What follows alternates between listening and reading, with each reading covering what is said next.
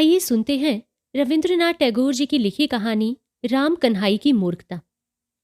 कहानी का वाचन पसंद आए तो मेरे इस चैनल को सब्सक्राइब जरूर कीजिएगा। तो चलिए इस छोटी सी कहानी की शुरुआत करते हैं। जो कहते हैं गुरुचरण की मृत्यु के समय उसकी दूसरी घरवाली अंतपुर में बैठकर ताश खेल रही थी, वो विश्व निंदक है। वो तिल का ताड़ बनाते हैं। असल में गृहिणी उस समय एक पैर के ऊपर बैठी दूसरे पैर के घुटने को ठुड्डी तक उठा कच्ची इमली, हरी मिर्च और झींगा मछली की चपटी चचड़ी के साथ पांता भात बड़े मनोयोग से खा रही थी। बाहर से जब बुलाहट हुई तब स्तूपाकृत चूसे हुए डंठलों और खाली थाली को छोड़ गंभीर भाव से बोली, जरा सा पांता भात मुंह में दूं, इसके लिए भी समय नहीं मिलता। इधर डॉक्टर जब जवाब दे गए तब गुरुचरण के भाई राम कन्हाई ने रोगी के बगल में बैठे हुए धीरे धीरे कहा, भैया यदि तुम्हें वसीयतनामा करने की इच्छा हो तो बताओ। गुरुचरण क्षीण स्वर में बोले, मैं बोलता हूं, तुम लिख लो। राम कन्हाई कागज कलम लेकर तैयार हुए।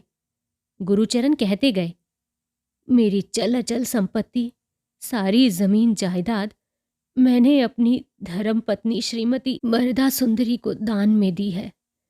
राम कन्हाई ने लिखा, पर लिखते हुए उनकी कलम चल नहीं रही थी। उन्हें बड़ी आशा थी कि उनका इकलौता पुत्र नवदीप निसंतान ताऊ की सारी संपत्ति का अधिकारी होगा।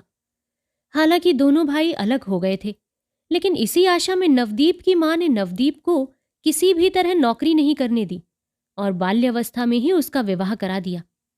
दुश्मनों का मुंह काला करते हुए विवाह निष्फल नहीं हुआ, लेकिन ना चाहते हुए भी राम कन्हाई ने लिखा और हस्ताक्षर करने के लिए भैया के हाथ में कलम थमा दी। गुरुचरण ने निर्जीव हाथों से जो हस्ताक्षर किया वो मात्र कुछ कांपती टेढ़ी लकीरें थीं, या उनका नाम ये समझना बड़ा मुश्किल था। पत्नी पांता भात खाकर जब आईं तब वो गुरुचरण की घिग्गी बंधी देख रोने लगी। जिन्होंने बड़ी आशा लगाई थी और संपत्ति से वंचित हुए, उन्होंने कहा, ये दिखावटी आंसू हैं, पर यह विश्वास योग्य नहीं है।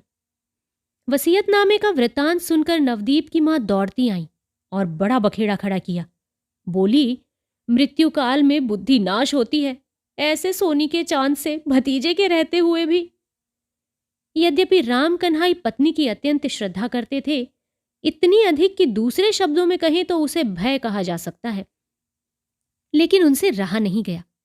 दौड़ते हुए आकर बोले, मजली, अभी भी तो तुम्हारी बुद्धि नाश का समय नहीं हुआ, फिर तुम्हारा ऐसा व्यवहार क्यों? भैया चले गए, मैं तो हूं। तुम्हें जो कुछ कहना हो मौका आने पर मुझसे कहना, अभी ठीक समय नहीं है। समाचार पाकर जब नवदीप पहुंचा तब उसके ताऊ जी का अंतकाल हो चुका था। नवदीप ने मृत व्यक्ति को धमकी दी थी, देखता हूं तुम्हारी मुखाग्नि कौन करता है, और श्राद्धादि शांति अनुष्ठान यदि मैं करूं तो मेरा नाम नवदीप नहीं। गुरुचरण नामधारी व्यक्ति कुछ भी नहीं मानते थे। वो डफ साहब के छात्र थे। शास्त्रानुसार जो सर्वपेक्षा अखाद्य वस्तु थी उसी से उनकी विशेष परितृप्ति होती थी। लोग यदि उन्हें ईसाई कहते तो जीभ काट कर कहते, राम राम, यदि मैं ईसाई हूं तो गोमांस खाऊं। जीवित अवस्था में जिनकी ये हालत थी, सद्यमृत अवस्था में वो पिंडनाश की आशंका से जरा भी विचलित होंगे, ऐसी संभावना भी नहीं। लेकिन फिलहाल इसके अतिरिक्त प्रतिशोध का कोई दूसरा मार्ग नहीं था। नवदीप को ये एक सांत्वना मिली कि ये व्यक्ति परलोक में जाकर मरा रहेगा। जितने दिन इहलोक में रह जाए, ताऊ जी की संपत्ति न पाकर भी किसी प्रकार पेट चल जाएगा, पर ताऊ जी जिस लोक में गए वहां भीख मांगकर पिंड नहीं मिलता। जीवित रहते अनेक सुविधाएं हैं।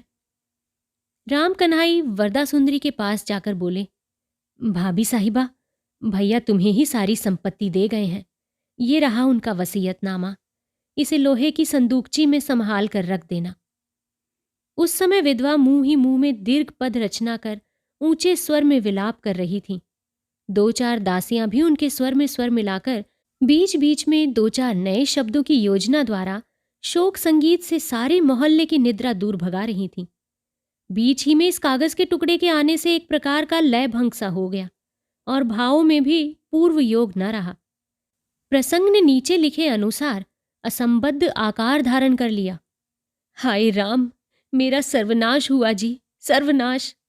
अच्छा देवर जी, ये लिखावट किसकी है? क्या तुम्हारी? ओ जी, अब तुम्हारे जैसे जतन से मेरी कौन देखभाल करेगा? मेरी ओर कौन मुंह उठाकर देखेगा जी? तू सब जरा रुक तो, इतना मत चिल्ला, बात सुनने दे। ओ जी, मैं क्यों नहीं पहले चली गई जी? मैं क्यों जीती रही? राम कन्हाई मन ही मन गहरी सांस भरते हुए बोले, ये हमारे भाग्य का दोष है। घर लौटकर नवदीप की मां राम कन्हाई के पीछे पड़ गई। भारी बोझ से लदी गाड़ी समेत गड्ढे में गिरने पर अभागे बैल, गाड़ीवान द्वारा हजारों बार धक्के मारे जाने पर भी बहुत देर तक जैसे निरुपाय निश्चल भाव से खड़े ही रह जाते हैं, राम कन्हाई भी वैसे ही बहुत देर तक चुप रहकर सहते रहे।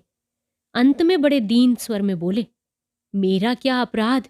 मैं तो भैया नहीं हूं। नवदीप की मां जोर से कड़क कर बोली, नहीं, तुम बड़े भले आदमी हो, कुछ नहीं समझते। भैया ने कहा लिखो और भाई वैसा ही लिखते गए। तुम सब एक से हो। तुम भी समय आने पर वैसा ही कर्म करने के लिए बैठे हो। मेरे मरते ही किसी मुंह झौंसी डायन को घर में लाके बैठाओगे और मेरे हीरे के टुकड़े नवदीप को अथाह सागर में झोंक दोगे। पर ऐसी बात सोचना भी नहीं, मैं जल्दी मरने वाली नहीं हूं। इस प्रकार राम कन्हाई के भावी अत्याचारों की आलोचना करते हुए गृहिणी क्रमशः और भी असहिष्णु होती चली गई। राम कन्हाई निश्चित रूप से जानते थे, यदि इन सब बेसिर पैर की काल्पनिक आशंकाओं के निवारण हेतु तनिक भी प्रतिवाद करें तो हित का विपरीत होगा। इस भय से वो अपराधी से चुप बने रहे, जैसे कि अपकर्म कर ही डाला हो। जैसे उनके लाल नवदीप को संपत्ति से वंचित कर उनकी भावी दूसरी घरवाली को सब लिख कर मरे बैठे हों। अब अपराध स्वीकार बिना किए दूसरी कोई गति नहीं। इस बीच नवदीप अपने बुद्धिमान मित्रों के साथ अनेक सलाह मशविरे के बाद मां से आकर बोला, कोई चिंता नहीं, ये संपत्ति मैं ही पाऊंगा। कुछ दिनों के लिए बाबूजी को यहां से स्थानांतरित करना होगा। उनके रहने पर भांडाफोड़ हो जाएगा। नवदीप के पिता की अक्ल के प्रति नवदीप की मां को रत्ती भर श्रद्धा नहीं थी, अतः उन्हें बात तर्क संगत जान पड़ी। अंत में मां की ताड़ना से नितांत आवश्यकता निर्बोध कर्मनाशा पिता ने जैसे तैसे बहाना बनाकर कुछ दिनों के लिए काशी में जाकर आश्रय लिया। थोड़े ही दिनों बाद वरदा सुंदरी और नवदीप दोनों ही परस्पर के विरुद्ध जाली वकालतनामा तैयार करने के आरोप के साथ कचहरी जा पहुंचे। नवदीप ने अपने नाम को जो वकालतनामा निकाला, उसके नाम के हस्ताक्षर को देखकर गुरुचरण का हस्ताक्षर स्पष्ट प्रमाणित होता है। इसके लिए दो एक निस्वार्थ गवाह भी मिल गए। वरदा सुंदरी की ओर से अकेले नवदीप के पिता ही गवाह रहे और हस्ताक्षर का पहचानना अन्य किसी के लिए सहज नहीं। उनके अपने घर में पलता हुआ एक ममेरा भाई था। वो बोला, दीदी, चिंता की कोई बात नहीं है, मैं गवाही दूंगा और दूसरे गवाह भी जुटाऊंगा। मामला जब पूरी तरह तैयार हो गया, तब नवदीप की मां ने नवदीप के पिता को काशी से बुलवा भेजा। अनुगत सज्जन थैला और छाता हाथ में लेकर यथा समय आकर उपस्थित हुए। यहां तक कि किंचित रसालाप तक करने की चेष्टा की। हाथ जोड़कर मुस्कुराते हुए बोले, गुलाम हाजिर है, अब महारानी की क्या अनुमति होती है? गृहिणी ने सिर हिलाकर कहा, बहुत हुआ, अधिक हंसी ठट्टा ना करो। इतने दिन बहाना बनाकर काशी में बिता आए, एक दिन के लिए भी मेरी याद नहीं आई। इस प्रकार उभय पक्ष बहुत देर तक परस्पर के नाम का प्रेम का अभियोग लगाते रहे। अंत में नालिश व्यक्ति को छोड़कर जाति पर जा पहुंची। नवदीप की मां पुरुष के प्रेम के साथ मुसलमान के मुर्गी वात्सल्य की तुलना करने लगी। नवदीप के पिता ने कहा, रमणी के मुख में मधु, हृदय में छुरी है। यद्यपि इस मौखिक मधुरता का परिचय नवदीप के पिता को कब मिला, ये कहना कठिन है। इसी बीच राम कन्हाई को सहसा कचहरी से एक गवाह का समन मिला। अवाक हो वो जब उसके मर्म ग्रहण की चेष्टा कर रहे थे, तभी नवदीप की मां ने आकर रोना पीटना शुरू कर दिया। बोली, खून पीने वाली चुड़ैल ने केवल नवदीप को उसके स्नेहशील ताऊ के उत्तराधिकार के औचित्य से वंचित भर करना चाहा हो, इतना ही नहीं है, ऊपर से मेरे लाल को जेल भिजवाने का बंदोबस्त कर रही है। और अंत में धीरे धीरे सारे मामले का अनुमान लगाकर राम कन्हाई की आंखें खुली की खुली रह गईं। वो ऊंचे स्वर में बोल उठे, तुम सबने ये क्या सर्वनाश कर डाला? गृहिणी धीरे धीरे निज मूर्ति धारण कर बोली, क्यों, क्या इसमें नवदीप की ओर से कोई दोष हुआ है? क्या वो अपने ताऊ की संपत्ति लेगा नहीं? ऐसे ही बिना प्रतिवाद के छोड़ देगा? कहां से ये कानी कसम खानी कोढ़िन आकर कर्त धात्र होकर जम बैठी है?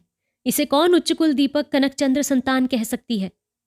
मान लिया कि मृत्यु समय में तथा डायन के मंत्र बल से किसी मूढ़ मती ताऊ को बुद्धि भ्रम हो भी गई हो, तो उसके हीरे से भतीजे ने यदि उस भ्रम को अपने हाथों सुधार लिया हो, तो ऐसा क्या अपराध हो गया?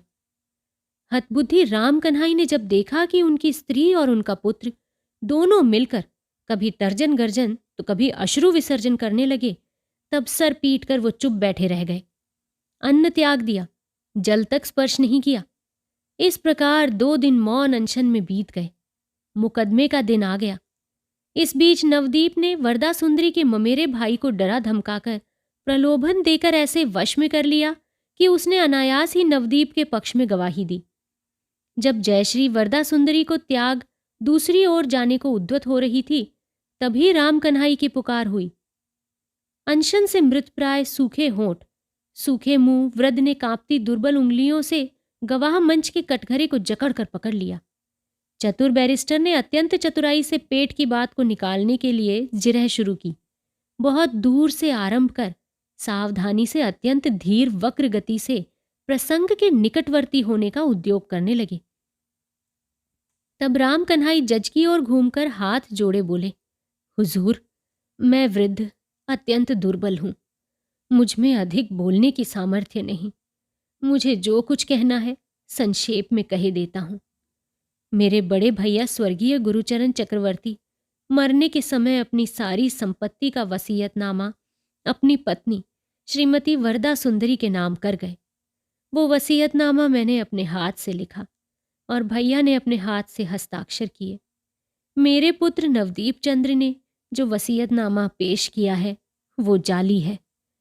कहते कहते हांफते हुए राम कन्हाई मूर्छित हो गए। चतुर बैरिस्टर विनोद पूर्वक बगल के अटर्नी से बोले, बाय जॉब, इस आदमी को कैसे कसकर पकड़ा? ममेरा भाई दौड़कर दीदी से जाकर बोला, बूढ़े ने सारी मिट्टी पलेद कर दी। मेरी गवाही से मुकदमे की रक्षा हुई। दीदी बोली, ऐसी बात है, आदमी को कौन पहचान सकता है? मैं तो बूढ़े को भला आदमी समझती थी। कारावृद्ध नवदीप के बुद्धिमान मित्रों ने बहुत सोचकर स्थिर किया कि अवश्य ही वृद्ध ने डर से ये काम कर डाला है। गवाह के कटघरे में खड़े होकर बुढ़े की बुद्धि ठिकाने नहीं रही। ऐसा नितांत निर्बोध सारे शहर में ढूंढे नहीं मिलेगा। घर लौटकर राम कन्हाई को कठिन विकार ज्वर ने घेर लिया। प्रलाप में पुत्र का नाम उच्चारण करते करते ये निर्बोध सर्वकर्म विनाशकारी नवदीप का मूर्ख पिता दुनिया से कूच कर गया। नाते रिश्तेदारों में से किसी ने कहा, और कुछ दिन पहले ही इस दुनिया से चला गया होता तो अच्छा होता, पर मैं उनका नाम नहीं लेना चाहता। तो दोस्तों, आशा करती हूं ये छोटी सी कहानी आपको पसंद जरूर आई होगी। दोस्तों, वसीयत के लिए लड़ाई झगड़े की बात बहुत ही आम है। लालच कई बार लोगों में इतना विद्वेष भर देता है कि वो आपस में एक दूसरे के ही नहीं होते, फिर वो सगा बाप हो या सगा बेटा। तो चलिए, जल्दी ही आप लोगों से फिर से मुलाकात होगी एक नई कहानी के साथ। तब तक के लिए आप अपना और अपने पूरे परिवार का ध्यान रखिए, खुश रहिए और स्वस्थ रहिए। नमस्कार।